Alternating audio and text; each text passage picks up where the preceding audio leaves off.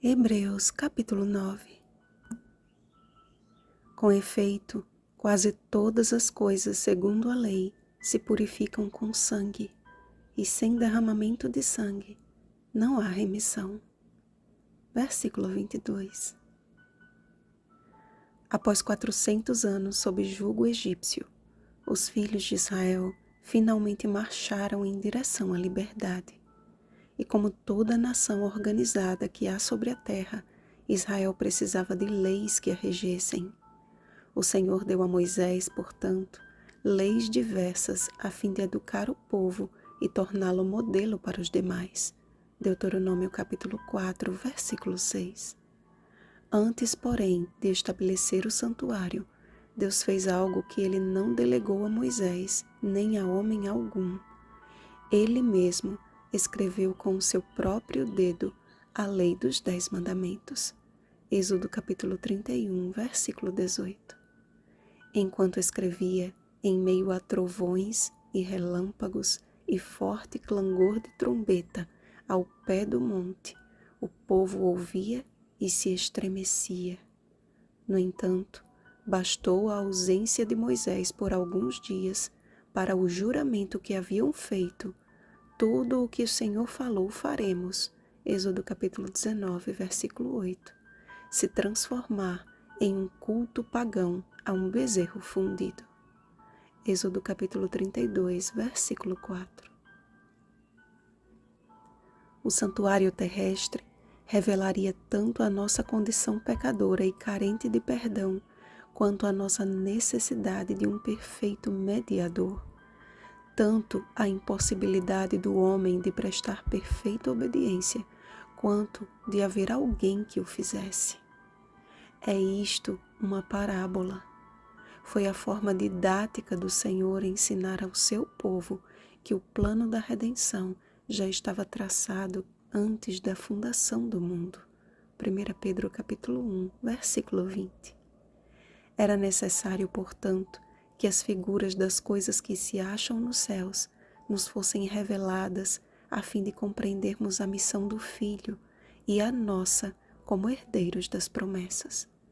O passo a passo do santuário representa também a nossa jornada rumo ao céu. Acompanhem comigo. Quando aceitamos a Cristo como Senhor e Salvador de nossas vidas e cremos em seu sacrifício expiatório, altar de sacrifício, assim como ele nos deixou exemplo, entregamos a nossa vida em suas mãos através do santo batismo, pia da purificação. A partir daí, como novas criaturas em Cristo Jesus e sacerdócio real, 1 Pedro capítulo 2, versículo 9, entramos no santo lugar, porquanto Deus não nos chamou para a impureza, e sim para a santificação. 1 Tessalonicenses capítulo 4, versículo 7. A fim de que através do estudo das Escrituras, mesa dos pães, e de uma vida de oração, altar de incenso, possamos, juntos como igreja e revestidos do poder do Espírito Santo, ser a luz do mundo, candelabro. É perseverando neste caminho que, pelos méritos daquele que retirou o véu da separação entre Deus e o homem, podemos adentrar no Santo dos Santos e, pela fé, viver em conformidade com a vontade de Deus, em obediência, arca da aliança, pois esta é a vontade de Deus, a nossa santificação. 1 Tessalonicenses capítulo 4, versículo 3. Deus desenhou para nós a sua vontade e o caminho que devemos percorrer para alcançá-lo. Através do ministério sacerdotal, descreve M.L. Anderson. O povo era ensinado como se devia aproximar de Deus, como o perdão podia ser alcançado, como a oração se podia tornar agradável a Deus, quão inexorável é a lei, como o amor e a misericórdia prevalecem por fim.